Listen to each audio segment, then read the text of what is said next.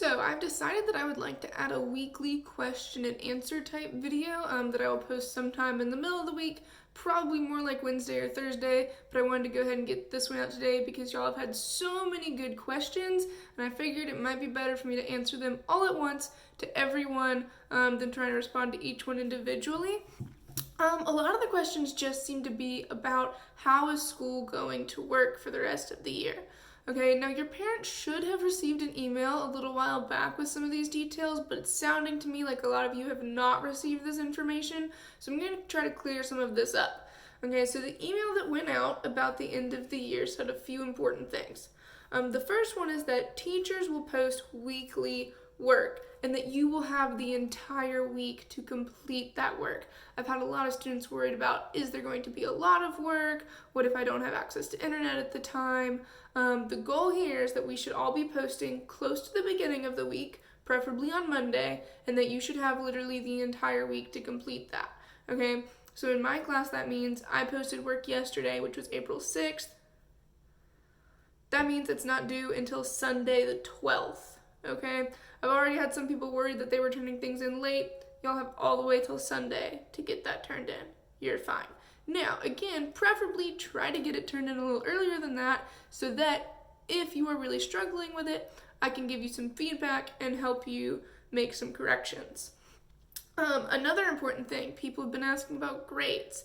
That email also said that you will receive one weekly silver grade in each class based on participation. Okay, so each week you'll only get one grade, it'll go in the silver category, and it'll be based on the fact that you participated and did what you were supposed to. What that means in my class, obviously you have to actually do the assignment. Then I'm going to give you some feedback. If there are a lot of misconceptions, I'm going to ask you to send me corrections, okay? I'm going to help you understand what those misconceptions are. I'm going to tell you exactly what things need to be fixed. If you still have questions after that, you can email me, but please be looking for my response on your work, letting you know whether or not corrections are needed. Now, obviously, there's 130 of you, so I can't promise that I will get you your feedback immediately, but I am working on it as quickly as I can. The next thing on that email says that teachers will refrain from traditional assessments. Now, every teacher might interpret this a little bit differently, but to me, that means we're not going to have any more tests, okay? A lot of people have been asking me about how tests are going to work. Now, it is possible that another teacher might give you something and call it a test, but even so, that teacher is still required to grade it based on what I've already said. And then the last thing that I saw in there was that we will focus on critical content.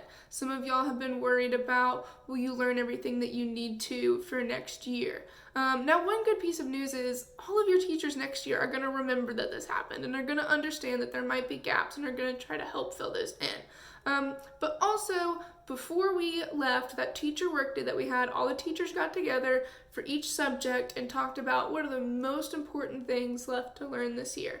And so when all of this happened, we were prepared to focus in on what's most important, which is why this week I've been telling you to focus on multiplying with exponents. That's why that worksheet includes much more multiplying and not quite as much dividing and negative exponents, because multiplying is going to be the most important rule going forward into your other classes.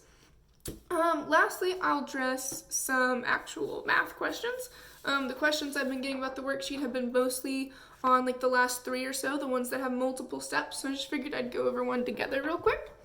And so what I have here, you can tell that this one has a lot going on.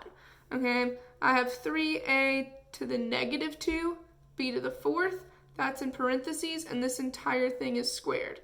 Then it's being divided by 5b to the 3rd. Now, do not forget order of operations. They are always important. Now, the first order of operation to take care of here is this exponent on the outside. And this exponent needs to be distributed to every single thing inside the parentheses, including the coefficient, this big number 3 in the beginning. Now, when you distribute an exponent onto a big number, remember that that number functions like normal. It's not an exponent. So when I put a squared on a 3, that is not 3 times 2, that's 3 squared, which is 9. Now the rule for applying an exponent to another exponent is that I multiply. those two exponents. Okay, so I distributed the squared to the 3. 3 times 3 is 9. I distribute it to a to the negative 2. Negative 2 times 2 is negative 4. And I distribute it to b to the 4th. 4 times 2 is 8. All right, I haven't messed with the bottom yet. Okay, now I've got some dividing that has to happen. There are technically 2 steps left, and it doesn't matter which order you do them in, but I'm going to start with dividing. 9 divided by 5, I can't simplify that. If it could be simplified, you would need to do that. Only the top has an a, so there's nothing for me to divide the a by, but there is a b on both the top and the bottom. B to the 8th divided by b to the 3rd. And the rule for dividing with exponents is that you subtract, so 8 minus 3 is going to be b to the 5th. Okay, I'm almost done now. The only problem here is that there is a negative exponent, and I'm not allowed to have a negative exponent in an answer. This negative exponent is on the a. So I will take only the a piece right here and move it down to the bottom of my fraction. Now when I move it down, it keeps its exponent, but that exponent is no longer negative. So instead of a to the negative 4th, I'm going to move it to the bottom, and it's just going to be a to the 4th. So my final answer here would look like that. If you have any other questions on that worksheet, again, you're welcome to email me. That survey and that one worksheet on exponents is the only work for this week. Okay, so once you complete those things and read my comment about whether or not you need to do some corrections, you are done for the week. Please try not to stress about your schoolwork. I promise we're going to get through it.